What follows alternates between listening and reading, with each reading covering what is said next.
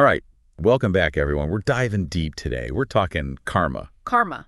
Yeah, but not just like your generic karma.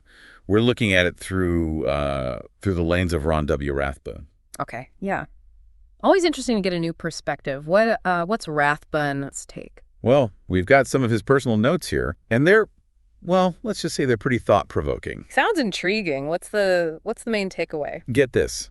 He basically thinks the key to good karma is, and this might sound a bit, I don't know, simple at first, but liking yourself. Liking yourself. Okay. I mean, that makes sense on some level, right? Like, if you're happy with who you are, you're probably going to be nicer to other people. That's exactly his point. Yeah. Rathbun's saying that good karma, it's not just about some cosmic scorecard of good deeds and bad deeds. It's about, like you said, it's about feeling good about yourself.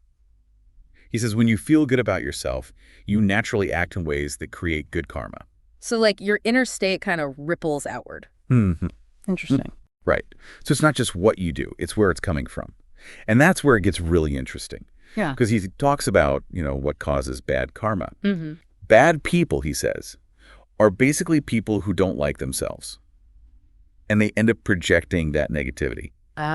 So they're kind of trying to trigger those negative reactions in others because they're already feeling them inside. Exactly. So instead of like dealing with their own stuff, they're trying to make everyone else miserable too. Makes you wonder, right? Like, next time someone's rude to me in line at the coffee shop, maybe they're just having a rough day. Or Maybe they just really don't like themselves. Yeah. It's a different way of looking at things. It is. And it kind of makes you think about your own reactions, too. Like, Rathbun uses this term, electrochemical compartments. Electrochemical compartments, what are those? They're basically like reservoirs of negativity, past hurts, insecurities, all that stuff.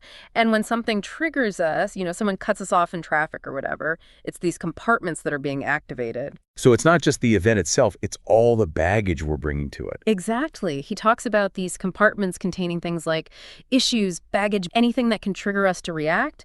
He even calls them buttons. It's like someone's pushing your buttons and all that negativity comes pouring out. Wow. So what, are we supposed to do? Just walk around trying not to get triggered all the time? Well, that's where Rathbun gets, I think, really helpful. He talks about this practice called Kelee meditation. Kelee meditation. Yeah. And it's not like your typical meditation, where you're trying to empty your mind. It's more about becoming aware of those compartments, those triggers, and learning to observe them without letting them control you. It's like emotional regulation. Yeah.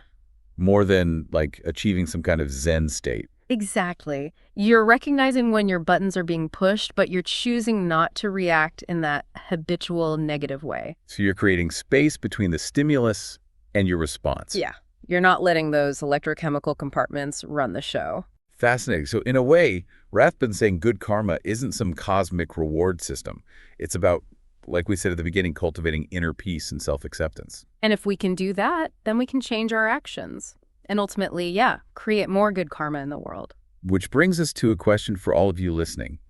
If Rathbun is right, and our internal state is this powerful, how can we start cultivating that positive energy today? What small steps can you take to lighten your emotional load and create more good karma? Something to think about as we wrap up our deep dive.